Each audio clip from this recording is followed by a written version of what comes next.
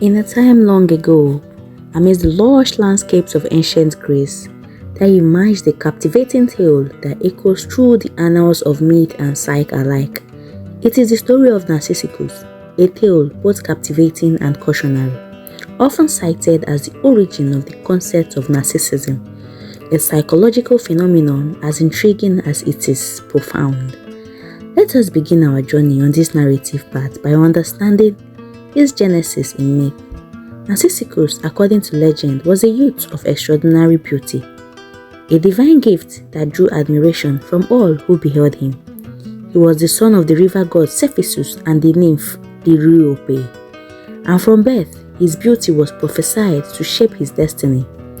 Yet this aesthetic blessing was coupled with a curse, a woeful inability to appreciate anything beyond his own reflection.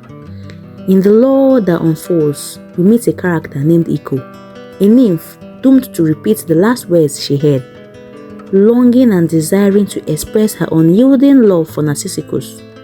Her unreciprocated affection, however, fell on deaf ears as Narcissus remained oblivious, enamored not by the world around him, but by himself. This heralded the beginning of his downslide into solitude. The tale of Narcissus reaches its poignant peak by a serene pool, a reflective pond in whose depths he found something far more alluring than any suitor, his own visage. Here he was entranced, transfixed by his own reflection, unable or perhaps unwilling to recognize that it was but an image, a mere echo of himself. Silent and ephemeral, this moment of self-adulation captures the core of what psychologists refer to today as narcissism, a preoccupation with the self, characterized by vanity and a lack of empathy.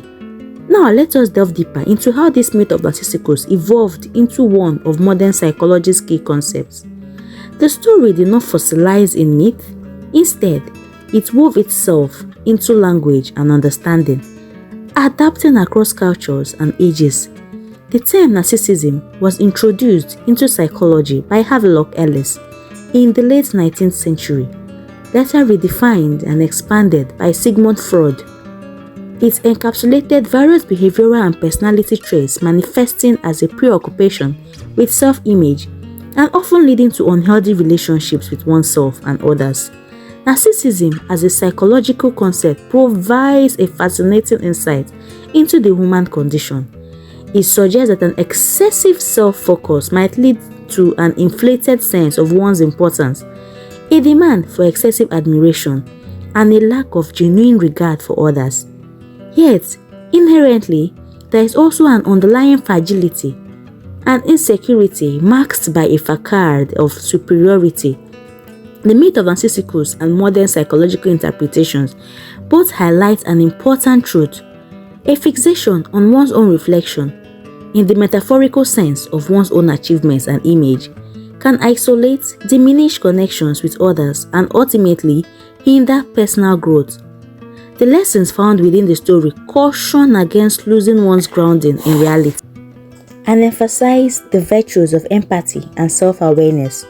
In the conclusion of this age-old tale, Narcissus, unable to tear himself away from his reflection, withers away by the pool.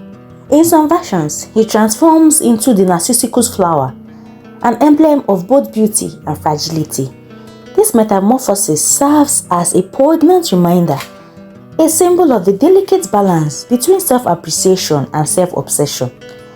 As we bring this narrative to a close, consider this: narcissism, while grounded in an ancient myth, exists very much in the present. It continues to shape and inform how we view ourselves and our interactions with the world.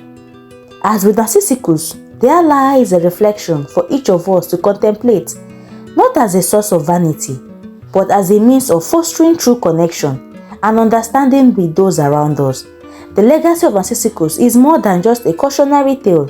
It is a timeless reminder of the importance of recognizing and embracing the shared beauty around us, transcending the confines of self and nurturing genuine empathy. Thus, the story of Narcissus resonates through time, inviting introspection within us all.